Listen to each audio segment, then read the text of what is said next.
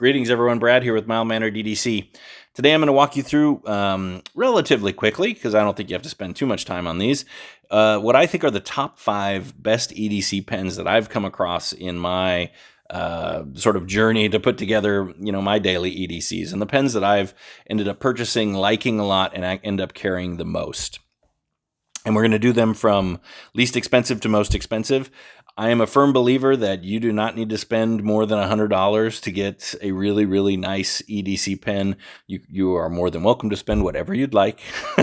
But for me, and I think for a lot of people watching, $100 on a pen is really a lot of money. And then the reality is you can get pens for a lot less than that. In fact, most of the pens on this list, and in fact, 4 of the 5 are less than $50, and all do the job really, really well. So with that, let's go ahead and get started. And this isn't going to be a super hyper detailed review of each pen. That's good. And it's going to be the pen, where it's from, how much it costs, why I like it, and then we'll move on to the next one. So we're going to start with, as I mentioned, the cheapest pen on the list. It also happens to be the only fountain pen on the list, and that is this little fellow. This is the Diplomat Magnum. Now, there's a few things I like about this. Now, not everybody's a fountain pen fan, but I like fountain pens quite a bit. And if you are a fountain pen fan, then you probably have a lot of Rhodia notebooks around as well, too. But if you are a fountain pen fan, finding an EDC fountain pen for not too much is not the easiest thing. Now, there are a couple others out there that I think deserve a mention. The TWSBI Eco is certainly on there. As well as the Kaweco Lilliput is another really good one, although Lilliput's pretty expensive, pushing $90, I guess. And the TWSBI is great; it's $35, but the TWSBI is also, you have to use the little internal converter, which I'm not as huge on. I like to be able to have cartridges if I want, especially for travel and things like that. So, anyways. The thing I really love about this is not only is it plastic, it's got this cool color, it's German made, so you get all that precision. It fits your hand beautifully. It's not the smallest of pens, right? And I'm going to use, since this is also a knife channel, we're going to compare everything to the Benchmade Bug Out. So there you go. That's what it looks like for the Benchmade Bug Out. When it's closed in your pocket, it's going to be about that big. So hopefully that's a little bit helpful. Now, this thing is super light. As I mentioned, it writes really well. Mild-Mannered EDC. Writes beautifully, especially when I'm actually using the right pressure. The other thing I really like about it, it's got this little window for the ink, so you can see how much ink you have left in there. Unscrew it, though. You can use any international short or long cartridges. You can use the converter like I've got going right here. Like I mentioned, this German-made nib, you can swap these nibs out if you'd like. I mean, everything, there's just a lot about this pen that I really, really like. It's super lightweight. I mean, like feathery light. And so to have that with a fountain pen that you can just carry around and have, and just looks good, it's easy going. Yeah, I love this pen. In fact, this is one of my most carried pens of any of the ones on the list here. So really like this pen. But fountain pens aren't for everybody, and not everybody. Well, I'm sorry, I don't know that I mentioned. This is $28. $28 US. So also very, very reasonable price for this pen, for what you're getting, the quality, et cetera, et cetera. So the Diplomat Magnum, there we go. We'll put it over here. Next on the list, coming in at $35, is the Fisher Space Pen Telescoping. Now, a lot of people like the Fisher Space Pen. I do too, but this particular version, the telescoping version, and you can see why it says that, because you basically pull this out and the pen comes out, you click it back in, and it's in. The nice thing is it's click, so it's not just loose coming out anywhere. You've got to actually make an effort to push it and pull it and come out. And you can see that this kind of, this stays firm, so you're not able to get this all over you. Anyways, you can see I've used the heck out of this. It's pretty worn in. But this is, like I mentioned, made here in the USA, $35 here. Writes really, really good. And Fisher, Space Pen. What did I say? $35. Fisher has a lot of history to it. He obviously invented the universal cartridge, which is great. The only downside of Fisher Space pens, apart from, I mean, the good side, right? You could write in the rain and upside down in space on the surface of the sun, in the deepest depths of the ocean, whatever. The only negative to that is you have to use those pressurized special Fisher space pen refills that not everybody likes. So, they're totally easy and accessible, especially in the world of Amazon that we live in now, but it's just one of those things that not everybody likes. Now, this is an aluminum body, as I mentioned, also fairly lightweight. You can operate it sort of with one hand as well. So, you don't assume this has to be a two-handed pen. In fact, I was doing some stuff, hanging some stuff up on the garage, some hooks and stuff, and this is what I had in my pocket, and I was able to, while on a ladder with a level, pull this out with one hand, make my marks, and then move on. Brilliant! Brilliant! So, anyways, great pen. Pen I really like a lot. Super small. Let's do the size comparison here.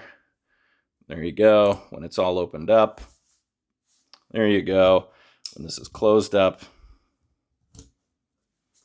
There. So, pretty darn cool there. I love this Fisher Space pen telescopic. What?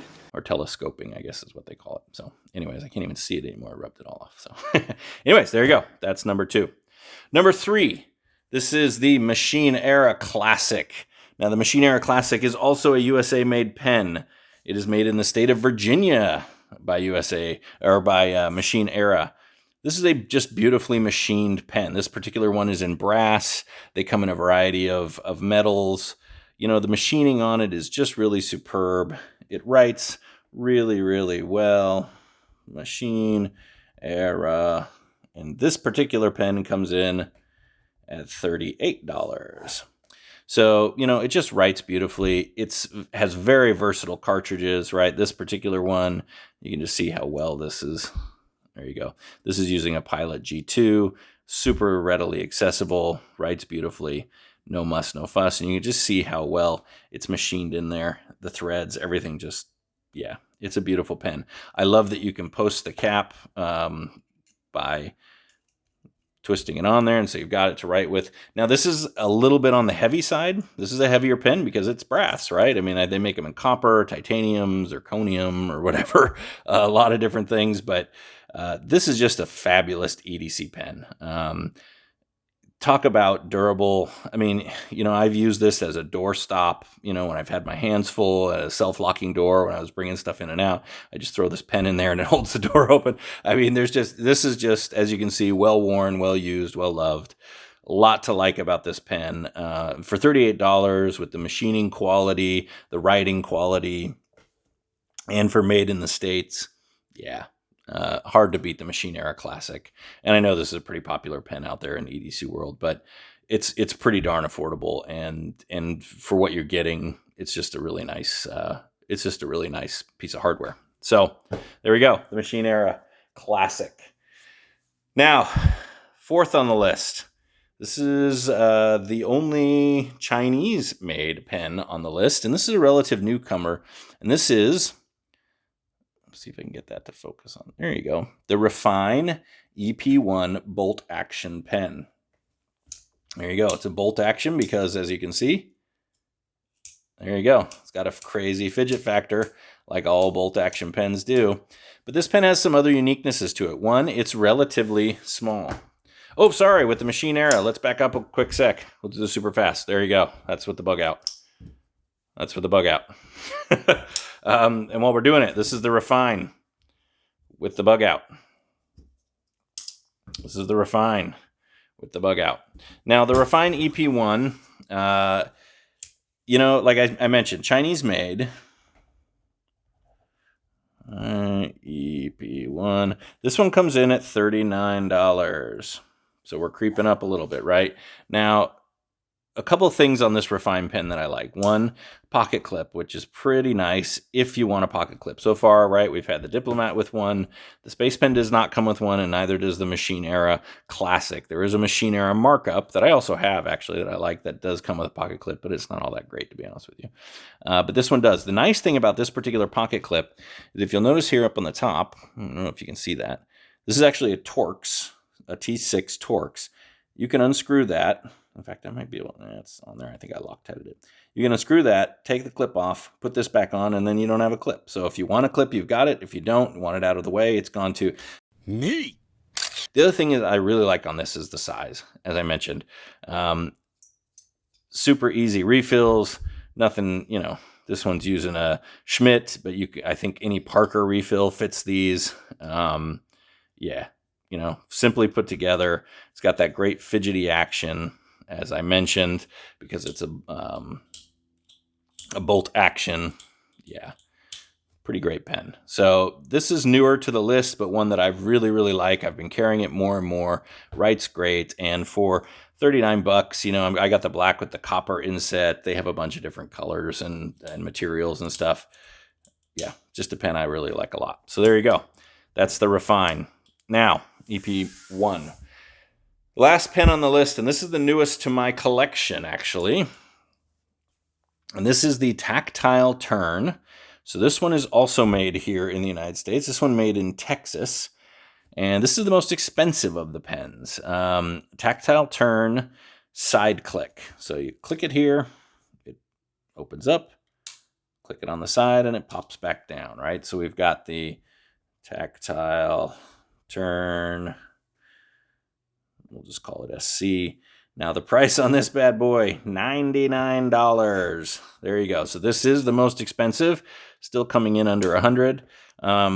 It's got this sort of, I don't know if that's going to, oh, there you go, a little bit. You can see it's got this kind of ridged design. It's got this really nice titanium kind of hardware up here. There's a lot to like about Tactile Turn. Tactile Turn is probably most famous for their bolt action pens. They have beautiful bolt action pens. They're about the same price, starting at about $99. These started at about $99. Again, beautiful machining, kind of hard to argue with across the board. I think ultimately, let's see here. We've got, oops, bumped the camera, sorry. This is just a pilot that looks like it's been cut down, because this is actually this is the mini Tactile Turn side clip. There is a short version, and this is actually fun. Watch this while I interrupt myself. You'll see this, because the machining is so precise, it just disappears, right? Oop, can you even tell where it was? You can't really. The thing that kind of, there's a standard version, a short version, and the mini version. What I don't get about Tactile Turn is they're all the same price. So for this titanium version, and this is an all titanium pen, I'm not really sure why they did the stone wash and everything on the sides here, or on the clip and the button there, clicker. But what's weird to me is that the short, the standard, and the mini, all the same price, $99. I don't know why. You would think they would be slightly different prices, but that's what they are. And the bolt action are the same way. So obviously, if you go up into more expensive materials, or you get, Moku tie clips or whatever, they get a bit more expensive, and they can go well over $100. But, this has been my newest pen, but it's definitely one I like quite a bit. It's a perfect size again for me. As you can tell, I kind of like the size, this random size of pen, kind of the shorter, can't really see it in the pocket type size. Here it is against the bug out, all closed up. And if you look at the pens that I put out on the table today, they're all kind of in the same, with the exception of the Magnum, they're all kind of in the same size range. And that's just because that's the size of pen that I tend to like. Logical. So, what's the bottom line here? I love all these pens. These are all fantastic pens. Now, I will say the Tactile Turn, I did manage to get that for this thing wants to roll all over, $75 on a drop, on mass drop. So I got it for less than the $100 that, or $99 that they're asking on their website. But if you're able to get it on sale or something like that, then it's an even better bargain.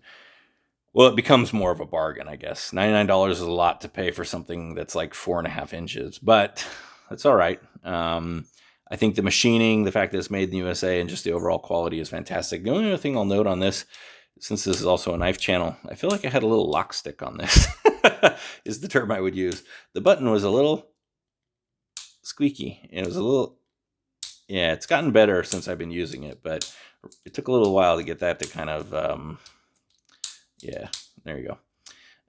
So these are the pens. I don't know. Let me know what you all think. Let me know if you think this was interesting. If these are good pens, good choices. Let me know if you completely disagree. As I mentioned, these are my opinion of pens that I think are really great for the money. And you get a mix here of a fountain pen. You're getting bolt action. You're getting the cool telescoping. Whatever. Some neat machining with some different metals. Lot to like here. It's fun to rotate these in and out of the EDC depending on what else you're carrying. Kind of doing the mix and match game is always kind of fun. I hope you've enjoyed this video. I hope this has given you something to think about if you're looking or if you're in the market for an EDC pen and you're liking them sort of on the smaller side like I do. I think these are all fantastic choices. They're reliable choices. They're going to be ready for action when you need them. And I think you're just going to enjoy carrying them. Bottom line, both from the function standpoint of writing with them, but also just having them in your pocket and the look and feel, and in some cases, the fidget factor on some of these as well. So with that, I hope you've enjoyed this. Stay safe out there. Be mild-mannered to one another. And all the best.